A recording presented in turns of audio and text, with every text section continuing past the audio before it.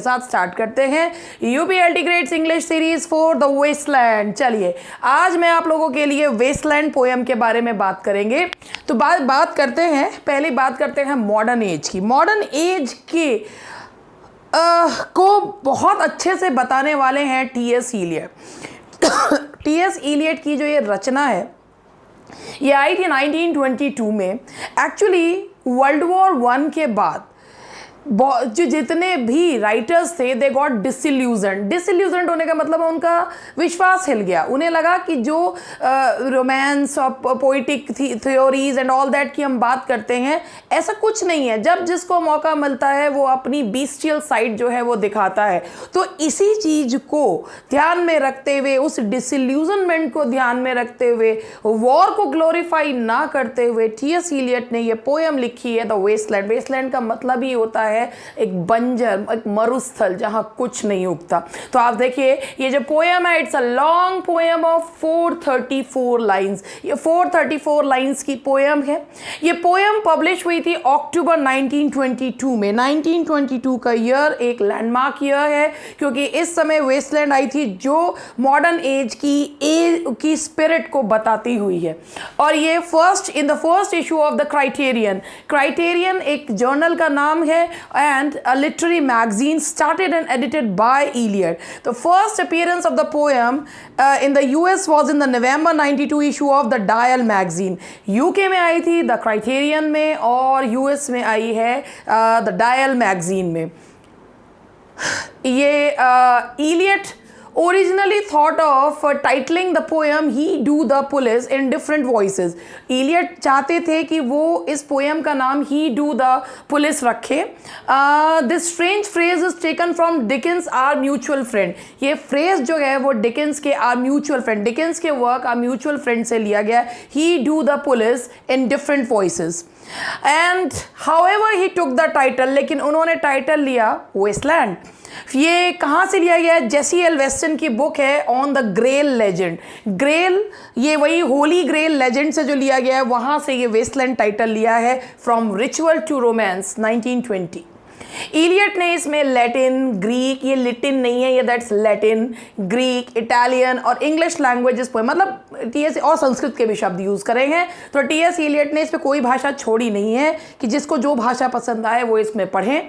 और poem has a Latin and Greek epigraph. इसमें Latin और ग्रीक एपिग्राफ है जो कि सैटायरिकॉन ऑफ पेट्रोनियस, जो कि एक सैटायर है पेट्रोनियस पर, और which suggested the death with modern. ये बताता है कि वर्ल्ड वॉर 1 के साथ ही सिविलाइजेशन की भी डेथ जो है वो हो गई है। Poem as a dedication. इस पोएम में उन्होंने अपने मेंटोर एजरा पाउंड को जो है ये एड्रेस करी है, मतलब डेडिकेट करी है पोएम, और उन्होंने उसे इल मिग्लियोर फैब्रो कहा, यानी कि द बेटर क्राफ्ट्समैन, कि वही उनसे अच्छे क्राफ्ट्समैन वो हैं, ये उन्होंने इसमें बताया। तो आप टी.एस. इलियट की जो वेस्टलैंड है आप देख सकते हैं, इसकी थीम है द डिसइल्यूजनमेंट। इस वेस्टलैंड का जो एपिग्राफ है वो लैटिन और ग्रीक से लिया गया है, जो लिया गया है द सैटायरिकॉन से। ये जो पोएम है 434 लाइंस की है, डेडिकेटेड है एजरा पाउंड को। ही वांटेड टू, इसका जो टाइटल वो रखना चाहते थे ही do the police in different voices रखना चाहते थे, जो डिकेंस के आर म्यूचुअल फ्रेंड से लिया गया है।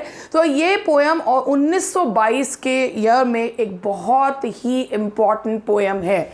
ठीक है, the style of the poem is of dramatic monologue. देखिए ये ड्रामेटिक मोनोलॉग की तरह है क्योंकि इसमें एक फिगर है टायरेसिस, जो कि थ्रू आउट द पोएम जो है आता है, जो कि हर्माफ्रोडाइट है, और एक सिबिल का जो है इसमें वर्णन किया गया है।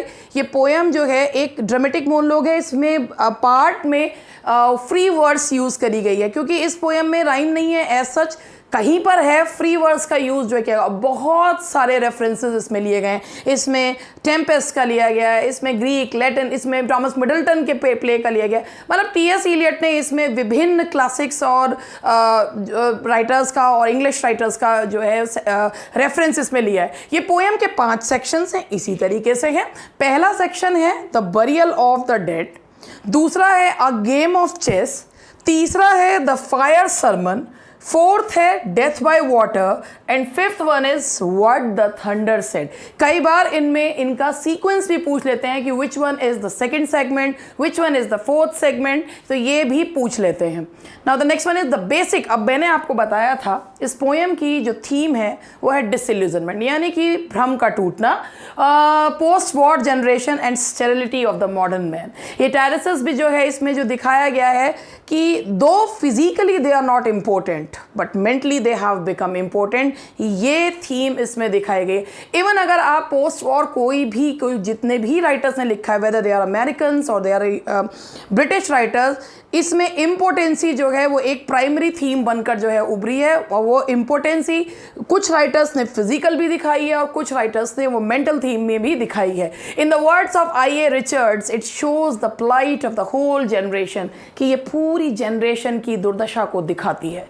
एल मिग्लियोर फेब्रो एक इटालियन फ्रेज है, दांते के परगेट्रिया, दांते की जो डिवाइन कॉमेडी है जिसके 3 पार्ट्स हैं, वहाँ से जिसके हर उसमें 33 कैंटोज हैं, उसमें से Purgatorio canto 26 line 117 for great poet Arnaut Daniel. Arnaut Daniel के लिए, और इन्होंने ये यूज़ करा है एजरा पाउंड के लिए। अब क्वेश्चंस शुरू करते हैं। The waste land by T.S. Eliot is a poem of, ये क्वेश्चंस भी सारे इसी में से ही हैं। देखिए, the waste land is a poem of 434 lines. It's a poem of 434 lines, 434 line की ये पोएम है। मतलब पोएम तो ये बहुत लंबी लिखना चाहते थे, एजरा पाउंड जी के कहने पे काट छाट के छोटी करी गई थी। भगवान जाने, हो सकता है ना तो 4000 लाइन्स भी हो सकती थी। The epigraph of the waste land is borrowed from, ये मैंने आपको बताया था, लैटिन एंड ग्रीक एपिग्राफ है, और कहाँ से लिया गया है? पेट्रोनियस सटायरिकन। Now the next question is Eliot's original manuscript of the Wasteland was entitled, जब Eliot ने ये पोएम लिखी थी तो वो लिखना चाहते थे He do the police in different voices, और जो लिया गया है डिकेंस के A Mutual Friend से।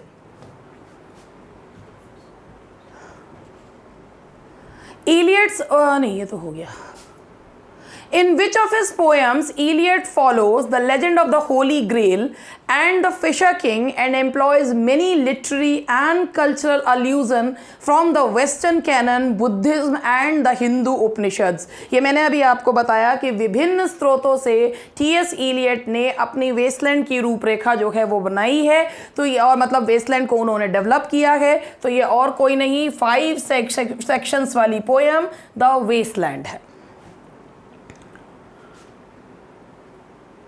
Madame Sosostris, a clairvoyant and psychic fortune teller, and Tiresias, a blind bisexual who has prophetic vision, are the characters in। इसमें Westland में madam ससोस्टरिस दिखाई हैं जो कि टैरो कार्ड रीडर हैं।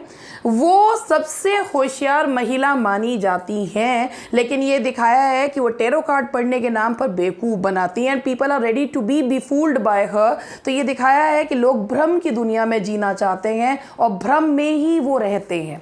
तो ये मैडम ससोस्टरिस के तरह से बताया है। और ये जो हर्माफ्रोडाइट, ये ब्लाइंड बाइसेक्सुअल टायरसिस जो दिखाया है, जो नरेटर की भूमिका निभाता है, ये बाइसेक्सुअल या हर्माफ्रोडाइट का है कि ये दिखाया है a man is neither completely a man और a woman, he has the quality of both and he doesn't have the quality of both the sexes। तो ये इन्होंने इसमें बताया है, टायरसिस के माध्यम से उन्होंने रिप्रेजेंट करा है मॉडर्न मैन को।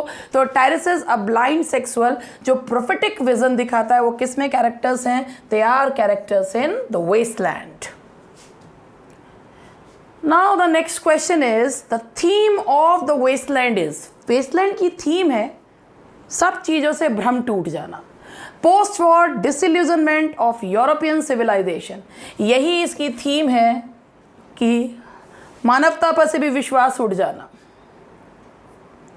Who is the poet T.S. Eliot points while referring to the wasteland, no diligent reader, that on each occasion Ezra performed the Caesarean operation। ये जो है, वैसे तो इसमें आया कि भाई हर ओकेशन पर एजरा पाउंड ने सिजेरियन सेक्शन यानी कि काट छांट जो है वो करी है। तो ये किसके लिए कहा गया है? उन्होंने कहा है अपने मेंटोर एजरा पाउंड के लिए।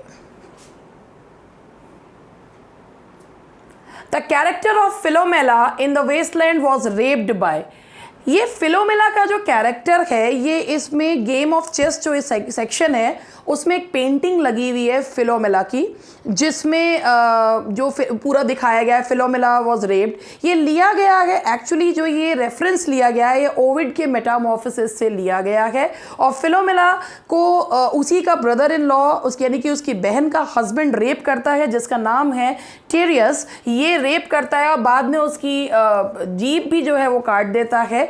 शेक्सपियर ने यही सेम जो ओविड के मेटामॉर्फोसिस का फिलोमेला वाला जो लिया था वो टाइटस एंड्रोनिकस में लिया था, और लेविनिया का जब जीभ और वो काट देते हैं रेप करने के बाद। और ये पेंटिंग जो है वो गेम ऑफ चेस में दिखाई गई है, जो लगी हुई है एक शानदार ड्राइंग रूम में लगी हुई है, जिसमें जो बहुत अमीर घर की जो महिला बैठी हुई है set on a burnished throne, जिसे बर्निश्ड थ्रोन को कंपेयर किया गया है क्लियोपेट्रा से। तो मैंने आपको बताया ये जो टी.एस. इलियट की पोएम है इट्स अ वंडरफुल पोएम, बहुत सारे रेफरेंसेस हैं।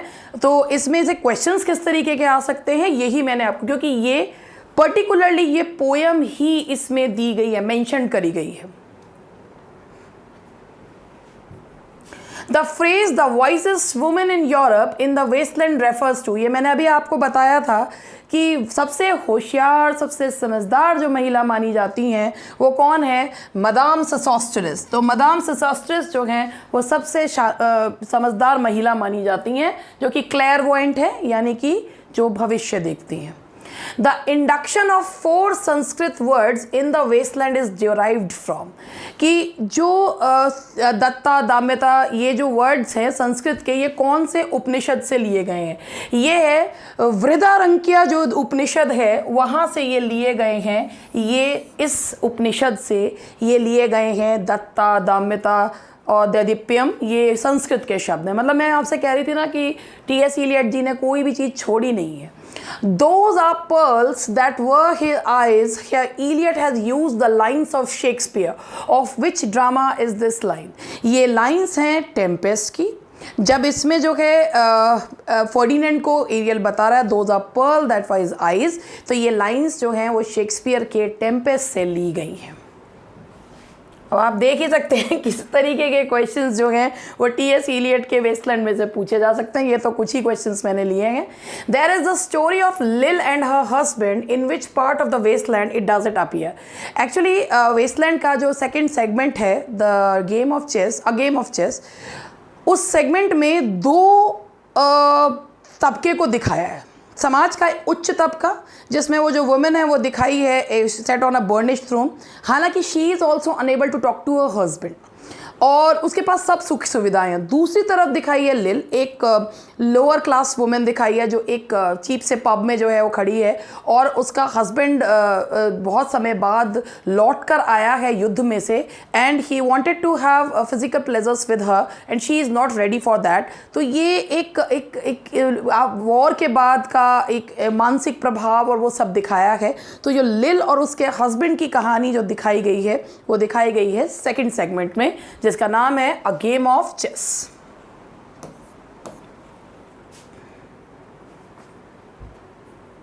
Tweet twit twit, jug jug jug, so rudely forced you, where do these lines appear? ये लाइंस जो हैं ये भी ली गई हैं वेस्टलैंड की ही ये लाइंस हैं। देखिए अभी तो मैं यही पढ़ा रही हूँ तो ये क्वेश्चंस में कोई दिक्कत नहीं है, लेकिन जब ये मिले जुले होकर आते हैं तब समझ में नहीं आता कि कौन से उससे ली गई हैं, क्योंकि इतने सारे राइटर्स हैं इसमें। Dry bones can harm no one, in which part of the waste land does this line appear? कि सूखी हड्डियाँ किसी को नुकसान नहीं पहुँचाती। ये लाइन्स कौन से सेगमेंट में कही गई हैं? ये लास्ट सेगमेंट है what the thunder said. What the thunder said से ये लाइन्स कही गई हैं, dry bones can harm no one. और वैसे भी थंडर लास्ट में था दा दा दा। And the last question is in the waste land the Himalayas are said to be. Waste land में ना केवल हिमालयाज का वर्णन किया गया है बल्कि गंगा का भी वर्णन किया गया है, गंगा को संकन दिखाया गया है। And T.S. Eliot was very much influenced by the spiritual theory of India, spiritualism of India, और इसीलिए उन्होंने हिमालयाज़ को, गंगा को अपनी पोएम में बताया है। और ये वेस्टलैंड में हिमालयाज़ का भी वर्णन है और हिमालयाज़ को दिखाया गया है हिमवंत के रूप में।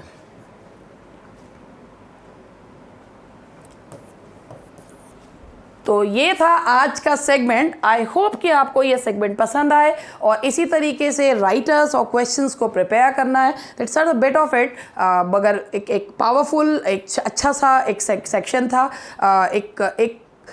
ये मैंने बताया है कि किस तरीके से चीज़ों को पढ़ना है। अभी तो इसमें देखिए राइटर्स के बारे में, उनके बहुत वेस्टलैंड के बारे में बहुत कुछ चीज़ें हैं। A part of it has been discussed over here. बस इतना मैंने आज डिस्कस किया। Thank you very much. मिलते हैं कल।